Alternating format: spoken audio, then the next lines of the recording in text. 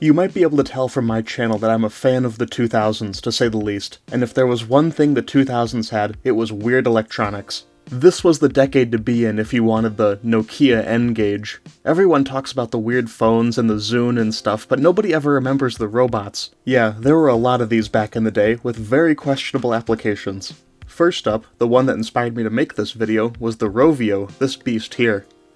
Marketed as a telepresence tool, Rovio was designed so you could be in two places at once. Their words, not mine. This is a mix of a product that was actually pretty cool and had some really interesting technology with a purpose that makes absolutely no sense. This guy was released in 2008 with an asking price of $230. It's got 3 wheels with 10 mini wheels on each, pretty clever design. Got a camera on this neck thing, that's quirky and unique, right?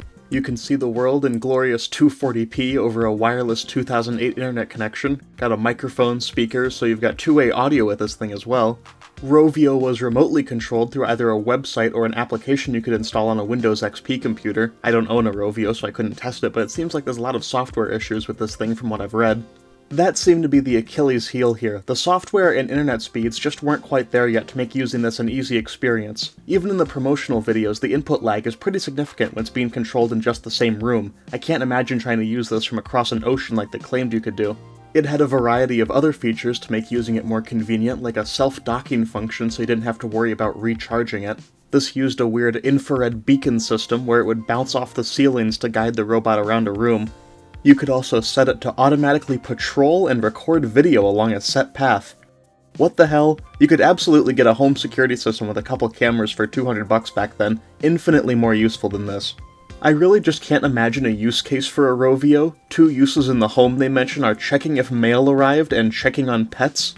Okay, so you'd have to drop whatever you're doing at work, on vacation or whatever, get on your laptop, drive this robot to go check if mail arrived or if your dog is eating plastic or something. Then what? You can't actually do anything with this robot besides look around, so now you have to call somebody. Then why not just do that in the first place? I really don't get it. The videos the manufacturer made show people saying goodnight to their families and attending business meetings with this, which is just insane. This came out in 2008, so Skype already had video calling for a few years by this point. Why not just use that? You'd really prefer to talk to your family through this plastic tank than do a video call?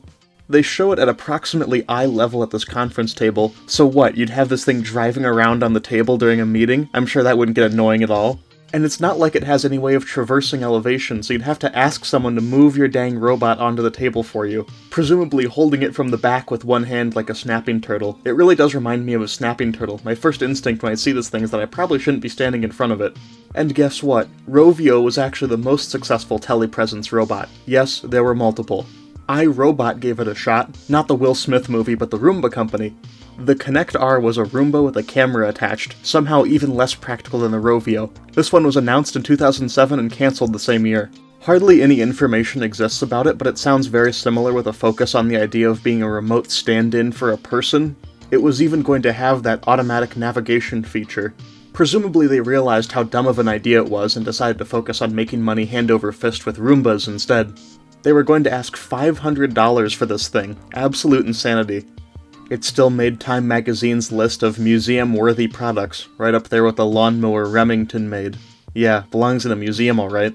Speaking of Roombas, this thing. It's not a pillow, just a Fukatori Mushi from Panasonic, introduced in 2009. Meaning wipe-up bug in Japanese, this is probably the weirdest take ever on a robot vacuum. It was made of very fine polyester, so it could wipe up dust and spills, so not like most robot vacuums where they just suck up debris.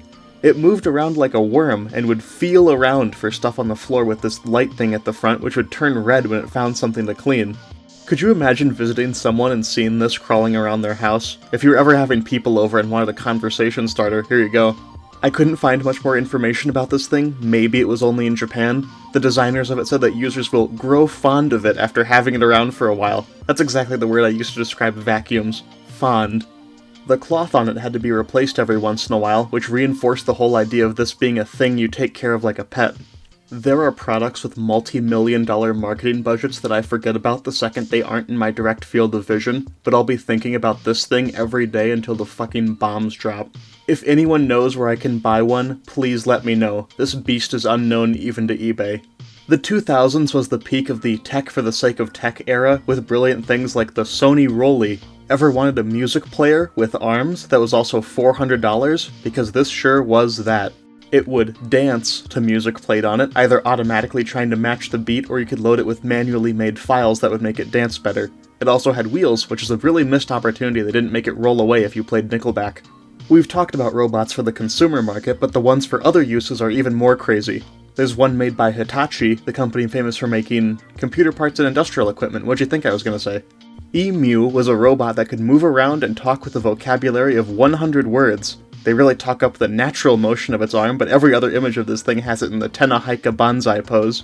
Cool concept, but again, they didn't present many practical use cases. The idea got revived in the 2010s with the Emu 3. This was a lot more useful, the idea being it could help people in stores or airports who might need information.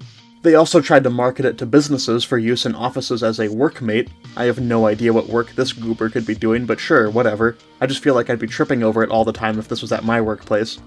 One robot with a very pointed and specific use were the Topio robots, designed by the Vietnamese company Tosi. These were designed to absolutely destroy people in ping pong. It had 3 different versions, each looking quite a bit different from the last, real Terminator vibes from this last one. Did they have to give the robot abs? They seem alright at ping pong, but real ping pong robots that professionals use are nothing like this and are way better. Nothing really ever happened with these, and Tosi pivoted to making manufacturing robots, so all's well that ends well, I guess. That's kind of the takeaway here. A lot of these products were weird and nonsensical, but they did allow for further, more practical developments in robotics later down the line. As much as I rag on these things, I do think they're pretty cool. I think these are important to look back on as we seem to be entering another tech for the sake of tech era. I guess it's more AI for the sake of AI now, but it's a very similar story. In the future, we'll all be driving our metaverse cloned consciousnesses in Rovios, I'm sure of it.